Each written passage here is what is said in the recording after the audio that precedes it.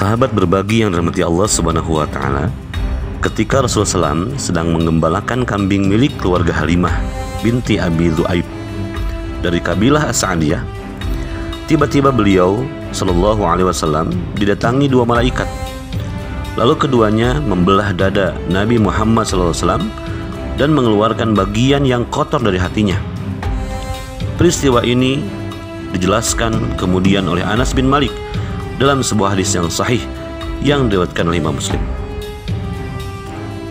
Rasulullah SAW didatangi malaikat Jibril ketika beliau sedang bermain dengan beberapa anak.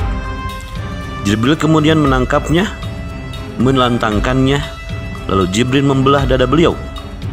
Jibril mengeluarkan hatinya dan mengeluarkan dari hati beliau segumpal darah beku sambil mengatakan, "Ini adalah bagian setan darimu."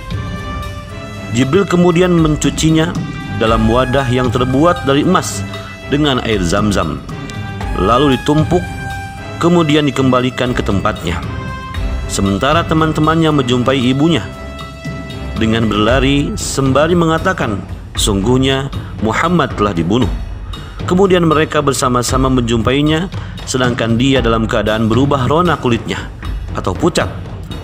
Anas bin Malik kemudian mengatakan, "Saya pernah diperlihatkan bekas jahitan di dadanya." Sahabat berbagi yang dirahmati Allah Subhanahu wa taala, peristiwa tentang pembelahan dada ini merupakan peristiwa mukjizat yang dialami Rasulullah SAW.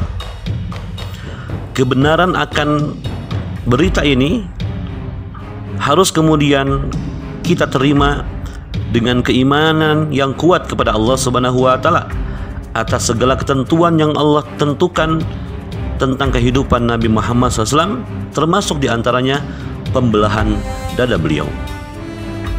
Dari peristiwa ini bisa kemudian kita ambil beberapa kesimpulan.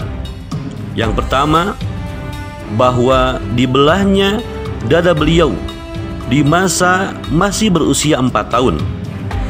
Ini menggambarkan bahwa Allah Subhanahu wa taala sedang mempersiapkan Muhammad untuk menerima amanat yang berat. Yang kedua, Nabi Muhammad SAW dibersihkan dadanya, dalam arti bagaimana Nabi Muhammad SAW betul-betul bersih, suci lahir dan batin, sehingga kemudian beliau terhindar dari berbagai macam godaan-godaan setan yang kelak akan mengganggu beliau dan kemudian meruntuhkan kehormatan beliau dan sebagainya. Yang ketiga, ikhwata Islam rahimakumullah, tentu peristiwa ini tidak bisa hanya diterima oleh akal kita semua. Mari bersama-sama kita terima dengan segenap keimanan yang tinggi kepada Allah Subhanahu wa taala.